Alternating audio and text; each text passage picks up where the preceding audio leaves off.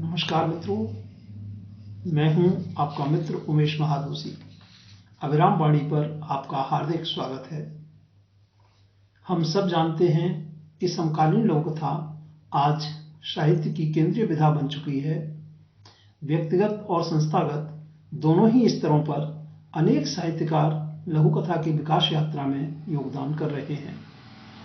अत्यंत सुखद और सकारात्मक बात यह है कि मूल रूप से अन्य विधाओं में सृजनरत रचनाकार अपने अनुभवों, तकनीक और रचनात्मकता के साथ आज बड़ी संख्या में लघुकथा सृजन से जुड़ रहे हैं। इस तरह लघुकथा में नई पीढ़ी का बहुआयामी विस्तार हुआ है, जिसमें अन्य विधाओं के वरिष्ठ रचनाकारों के अनुभवों की संपत्ति भी शामिल है। समय के साथ लघुकथा के महत्व और आवश्यकता को समझते हुए ऐसे जिन लेखकों ने प्रमुखतः 21वीं सदी में लघुकथा को समृद्ध करने का काम किया है, उनका योगदान अलग से रेखांकित किया जा सकता है।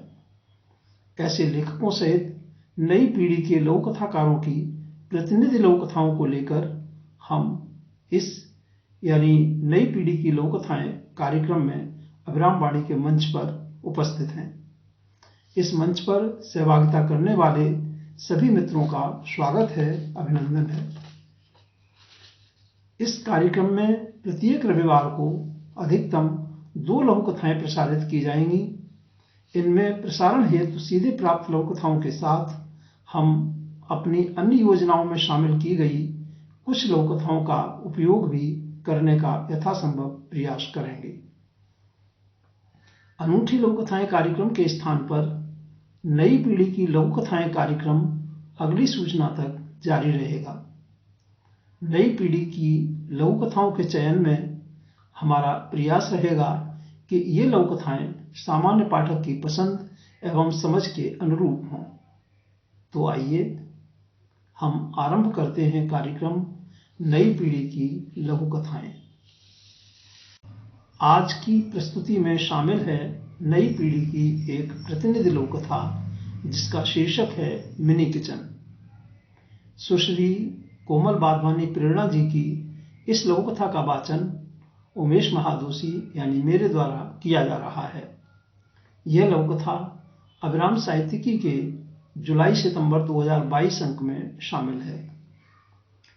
तो प्रस्तुत है सुश्री कोमल बाधवानी प्रेरणा जी की लघुकथा मिनी किचन।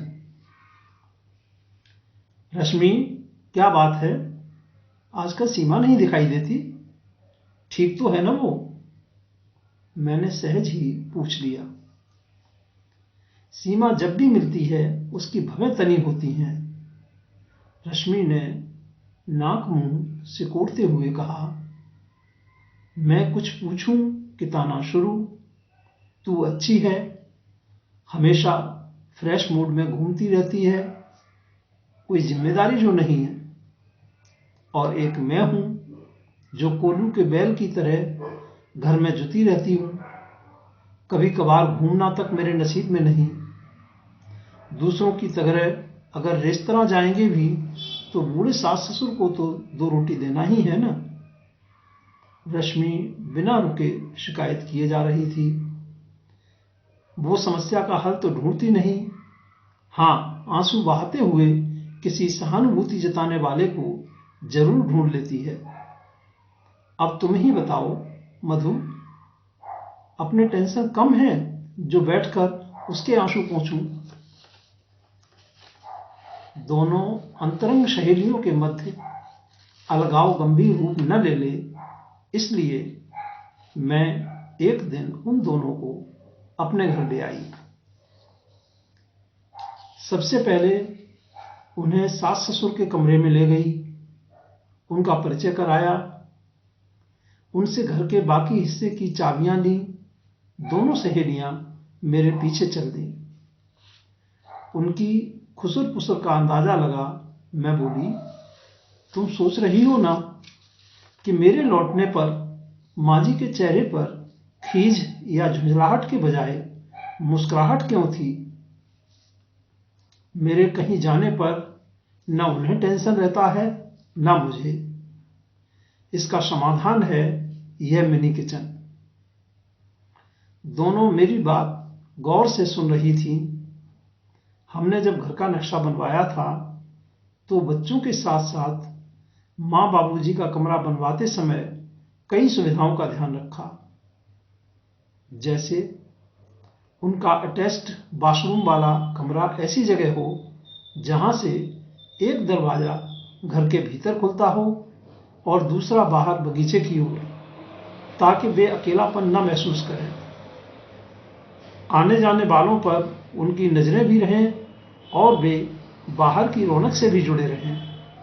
कमरे के एक कोने में कुछ जरूरी सामान रखकर मिनी किचन बना दिया, ताकि मेरी अनुपस्थिति में उन्हें कोई कमी ना रहे। फ्रिज में उनके लिए दूध, फल, दवाइयाँ रहती ही हैं। वे हमारे साथ ही हैं, अलग नहीं। ये चीजें तो उनकी सुविधा के लिए हैं। अरे, तुम दोनों किस सोच में डूब गई? ये कोई कठिन काम नहीं। मोना के बाहर भोपाल पढ़ने जाने पर जब मैंने जाकर उसके रूम में मिनी किचन का बंदोबस्त किया था, तभी ख्याल आया था कि जब हम बच्चों के लिए सभी सुविधाएं जुटा देते हैं तो बुजुर्गों को इन सुविधाओं से वंचित क्यों रखें।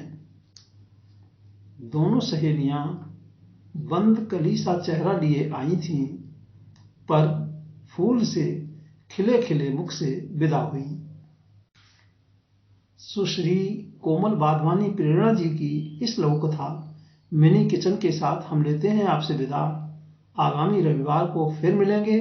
नई पीढ़ी की लघु कथाएं कार्यक्रम की श्रृंखला को आगे बढ़ाने के लिए आप अपनी नियमित योजनाओं में सफल हों, जीवन में भरपूर ऊर्जा और उत्साह से आनंदित रहें।